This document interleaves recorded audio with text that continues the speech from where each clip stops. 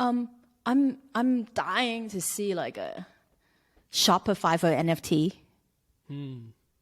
Not like necessarily a marketplace for NFT, which we already have quite a few fund runner, but more or less is like empowering. I mean, all the marketplace today is really very centralized in some sense. So wouldn't that be interesting? Like if there is something where it's so easy, then I can, although there's like a whole bunch of other things that you need to build to make that happen. But let's say I want to start this and put it on my site, and I'm now letting my follower, people who love my art, and start buying. But of course, the minute you buy it with a certain token, they automatically, not everybody like have the Phantom wallet or whatever. How do you actually manage all that? And it's going to be some work, but I could see that happening. I think that's interesting. This week, we saw something which I found it very fascinating, although I'm trying to wrap my head around it, which is, Chris alluded to it, where we really think that the Web 2, Web 3 world will slowly emerge. And for a while, I was, actually, Ben, when we met at Web Summit, I met I don't know if it's public, but anyway, one of the co-founder of Eventbrite. And I was so excited about meeting him. I'm like, you need to NFT like ticketing. And he was like telling me like 10,000 reasons why like no one will care.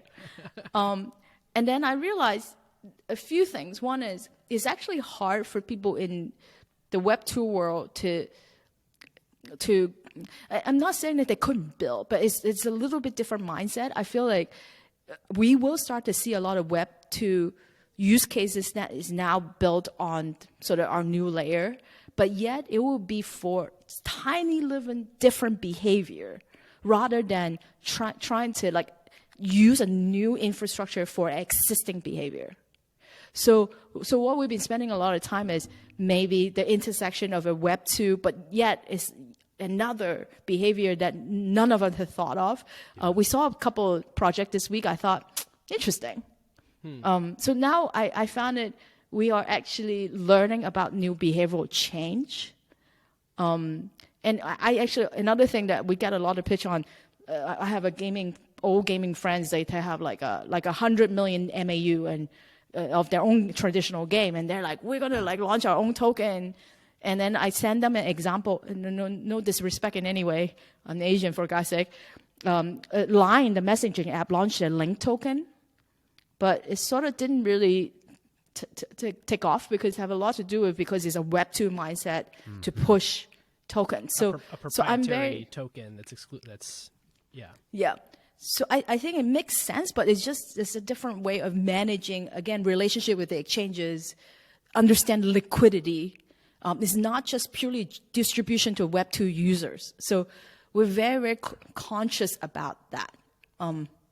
Anyway, it's a very long answer to your question. Yeah, I guess let me answer in a slightly different way.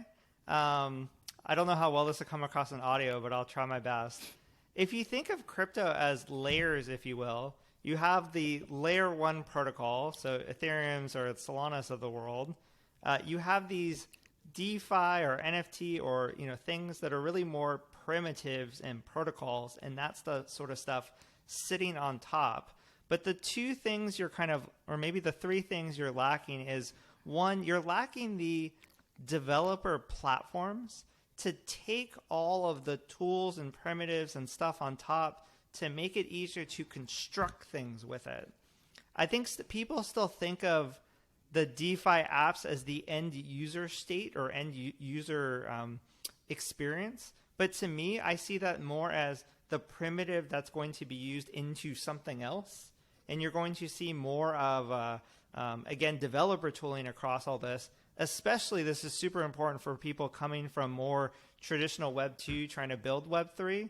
They shouldn't have to be going all the way down and figuring out transactions and all this sort of stuff. They need something slightly more abstracted, like developer platform to build some stuff on top of this. And then I actually think, like, in addition to just the developers themselves, at some point in time, you're actually going to see more of the sort of full fintech or app experience on top. So let me give you an analogy. The traditional fintech world, if you will, we're just really taking all of our old core banking stuff and putting nice layers on top of this to make it really easy to use. Chime or, any like neobank or Plaid or like whatever, all the stuff on top of it that makes it so much more easy from the user standpoint. This thing on top doesn't really exist in crypto yet. You have all the low level stuff that like you can do things with, but you don't have this abstracted in enough a way for both developers or users. So I think the developers comes first, but I think you're going to start to construct experiences on top of that.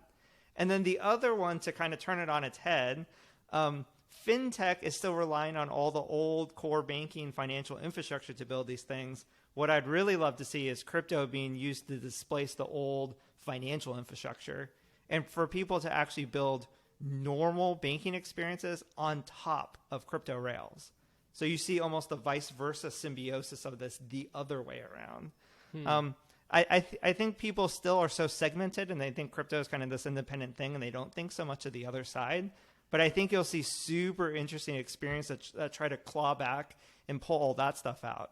Because again, if you talk to most people in the normal fintech world, building on top of a core banking system is a terrible experience to do so. Versus on top of Solana or anything else, you can do instant remediated transactions, even in simple US dollars, USDC, fairly simply and quickly. Why can't you use that to construct a neobanking app? There's nothing that necessarily holds you back from it other than you need to kind of make the mental leap.